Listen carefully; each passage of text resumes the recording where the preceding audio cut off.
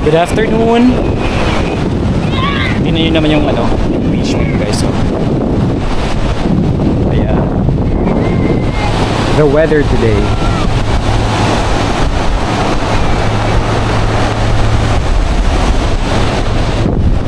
Kung yung mapapansin ay umuulan dito sa Boracay Island. And today is August 28, 2020. Actually, this is one of the shocking rain sa isla. It's because simula pa kaninang madaling araw hanggang ngayon umuulan. So hindi po nagpakita yung araw since madaling araw hanggang ngayon. Kung makikita nyo, tingnan nyo naman.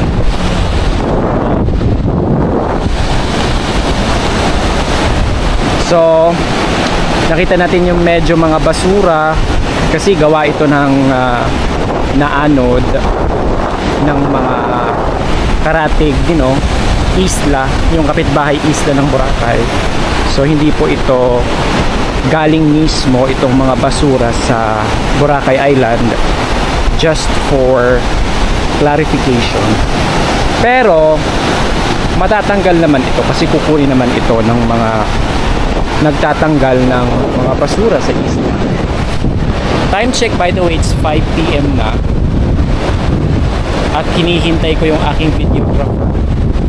Kaso nga lang, mukhang hindi siya darating today kasi I've been calling him 10 times na, hindi siya paparamdam. Alam nyo, gustong gusto ko yung ganitong weather sa Boracay Island. Bakit? It's because alam mo yung mahangin siya, tapos yung dagat is siya, kapag maliligo ka is hindi siya guys, hindi siya malamig. It's very warm yung dagat. Kaya no wonder ako na kahit na ganitong mga oras or ganito yung panahon natin, marami pa rin nag-beach, ayan, naliligo, nagtitake ng selfie, nagpo-photoshoot, tumatambay, naglalakad, diba? So Boracay is not just about the summer season, kasi sa dalawa lang naman yung season, tag-ulan at tag-init, but it's also for a season like this, like Southeast Monsoon, Habagat season. If you guys are gonna come to Boracay Island, hindi naman siguro din kayo lugi kapag mga off-season. Kasi ang off-season dito ay July, August, and September. And then pagdating ng October, November, December, and that's the peak season, or okay na yung weather na.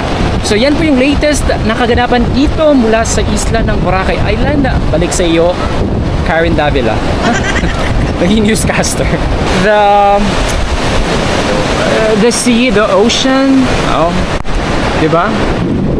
Kapayog tayo ngayon kasi nga umuulan. I'm just wondering bakit ang ganda ng Boracay no? Some people say na overrated daw yung Boracay, crowded yung Boracay, ano pa ba? Expensive ang Boracay Island. I think isa sa mga ipapaliwanag ko sa inyo is Boracay is one of the tourist spots, famous tourist spots in the world na dinadagsa talaga ng kahit sino. Huwag po kayong ma-surprise na marami talagang tao sa Boracay. It's because naka-established na po yung Boracay Island. Meaning, famous na. Kumbaga sa company, marami na siyang employees, ganon. Mas marami na mga clients na pumupunta, diba, nagpapabook, ganon ang Boracay Island. Pero not all the time naman, kasi nakikita nyo sa posts sa mga social media na maraming tao. Actually, ang nakikita nyo lang ng mga tao is dito lang sa may center, sa may D-Mall, sa may Station 2. Kasi ang Station 2, ang most crowded place sa Station 1, it's sa Boracay, it's because nandyan lahat yung mga bars, yung restaurants, yung souvenir shops, at medyo lumalakas na po yung Jolanis Morissette, di ba?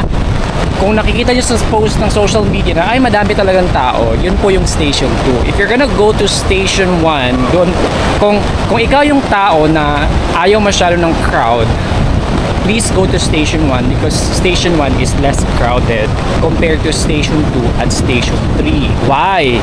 Mas less crowded ang station 1. It's because sa station 1 kasi, marami sa mga hotels dyan ay mga luxury hotels. Mayayaman, marami din sa mga nagche-check-in is mga high profiles, prominenting families, may kaya sa buhay, mayayaman in short.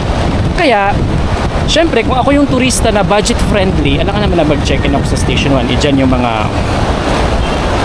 social na mga hotels, di ba? So, dun ako sa budgetarian hotels, which is dyan sa my station 3 at station 2. Kaya, mas marami ang tao sa station 3. It's because 90% ng hotels dyan ay budgetarian. Nandyan yung mga inns, nandyan yung mga apartel, mga hostel. Basta station 3, makakakuha ka na dyan ng mga 600 per night, 800 per night, 700 per night. O diba? So kapag nagbabudget ka, if you're into like adventure, not into the luxurious experience, then dun ka sa mga budgetarian. Kasi ako din, kapag nagta-travel din ako, I don't spend much money for accommodation because I want to experience the beauty of the location, the things that I want to explore with.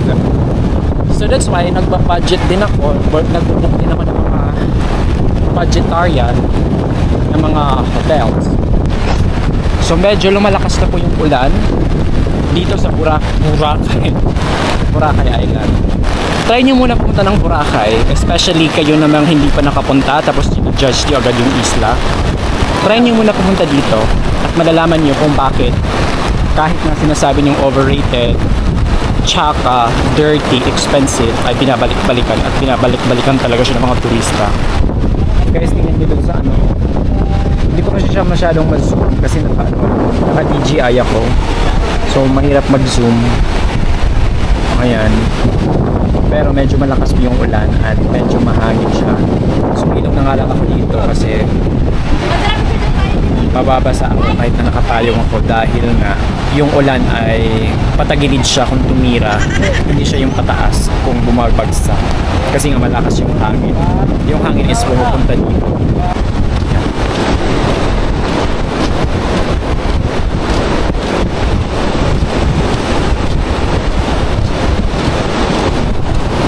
Ang konti ng tao, di ba? Kasi nga 5 PM na pero wala masyadong tao. It's because maulan nga. Or kaya dumadami yung mga anong tawag dito? Ay, ang ganda nito. Is this a crown or what? So kaya lang dumadami yung mga turista dito sa Boracay pag hapon na nagsisilabasan sila is because nagwo-watch sila ng sunset. But wala tayong makikita sa sunset ngayon dahil umuulan. Alam ka naman na nagsa-sunset tapos umuulan, di ba? Ano to? Ang bilis naman ng climate change. Baka bukas, na to, di ba? Umaaraw tapos nagsa-sunset pa. Saan kayo? Doble. Masarap paglakad, actually. Yung wala masyadong tao, wala masyadong bukas na resto kasi nag-close.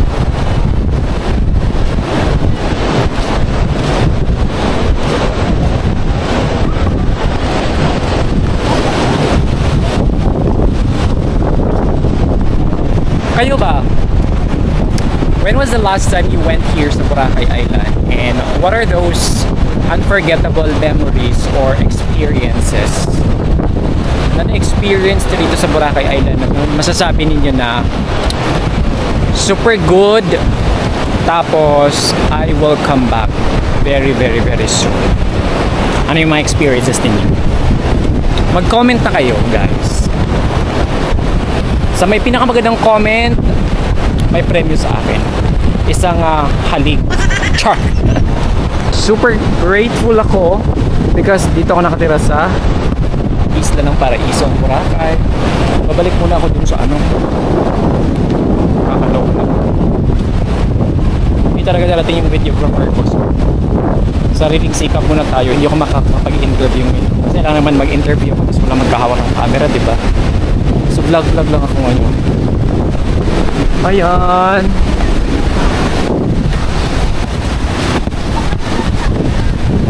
Aray.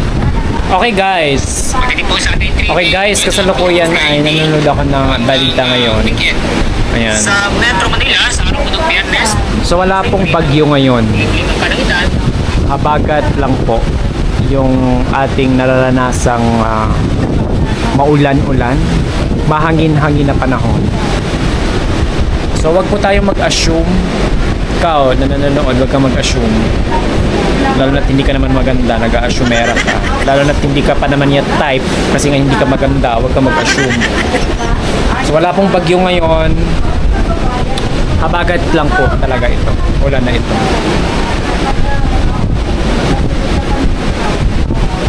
Oh! Bawal dyan! Nakamamatay. Charis. Ito na yung sinasabi ko, the most crowded place of Boracay. Dimol. Tignan nyo diba? Maraming tao. Ayan. Kasi dito lahat yung sinasabi ko sa inyo. Wala akong microphone ngayon. Naririnig niyo ba ako? So sad to belong to someone else. Ayan. Diba? Ialintana ng mga turista na kahit ng umulan, tuloy na tuloy pa rin ang buhay nila. Good thing kasi low tide. So, hindi malalim yung dagat.